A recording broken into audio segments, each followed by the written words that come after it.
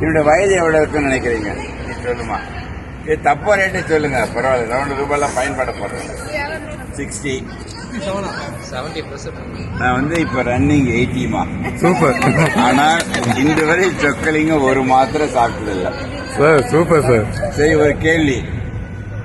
இதையே 100 வருடம் இயங்கணும். நீங்க எல்லாம் உறவினர் பேஷண்டாக வரக்கூடாது அப்படின்னு என்ன பண்ணணும்னு நினைக்கிறீங்க? ஒரு சின்ன டிப் கொடுங்க. சந்தோஷமா சிரிச்சிட்டு இருந்தாலும் போதும் சார். எல்லாரும் பண்ணிட்டுங்கம்மா. மகிழ்ச்சி மட்டும்தான் இதயத்திற்கு தேவை. நீ வச்சிருக்கின்ற நகையோ காரோ படிப்போ எதுவுமே உன்னை காப்பாற்றாது. நீ மகிழ்ச்சியா இருந்துட்டா இதே அது பாட்டு 100 வருடம் இயங்க வேண்டும். மகிழ்ச்சியை மட்டும் மகிழ்ச்சி இழந்தால் ஒரு நொடியில் உங்களை அழைச்சிட்டு போயிடும். அவ்வளவுதான். அந்த மகிழ்ச்சி ஒன்றுதான் காப்பாற்றணும். நிறைய பேர் எல்லாத்துக்கும் அப்படின்னு நினைச்சு எல்லா வசதியும் பெற்றாமா.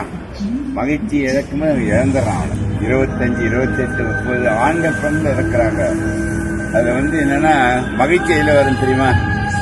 கொடுப்பதில் தான் மகிழ்ச்சி. உங்களோட பேசுறேன், என் அறிவை கொடுக்குறேன். Super sir.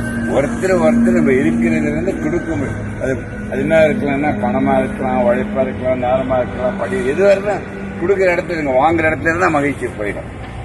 அதை விட மிக முக்கியம் தெரியுமா? விட்டு கொடுப்பதில் தான் மிக்க மகிழ்ச்சி. Super sir. ஒருத்தர் விட்டு கொடுத்தா அவ்வளவுதான், எங்கேயோ போயிடுவீங்க. உங்களை எப்ப என்ன கைத்தட்டுன்னு சொல்லணும், நீங்க தானே தட்டுறீங்க. சரி, கைத்தட்டு ரகசியத்தை சொல்றேன் பாருங்க. உள்ளங்கையில் எல்லா உறுப்புகளும் பதிவாயிருக்கின்றன. பதிவான உறுப்புகள் கைத்தட்டும் பொழுது அக்கு பிரஷரால் தூண்டுவிடும். தூண்டப்பட்டவுடன் அந்த உணர்வு மூளைக்கு போகுது. மூளையிலிருந்து அந்த உணர்வு எல்லா உறுப்புகளும் சென்றடைந்து இதயத்தில் சேர்த்து 100 வருடம் இயங்க வைக்கின்ற சக்தி நீங்கள் பலமாக கைத்தட்டுவதால் மட்டும்தான் உண்டு என்று நான் சொல்ல வரேன். என்னுடைய அருமையான கருத்து. அதுதான் நான் சொன்ன அடிக்கடி. இந்த 56 வருடம் இதயத்தில் இருக்குமா. உங்களெல்லாம் தந்தை பெரியார் கேள்விப்பட்டிருக்கீங்களே?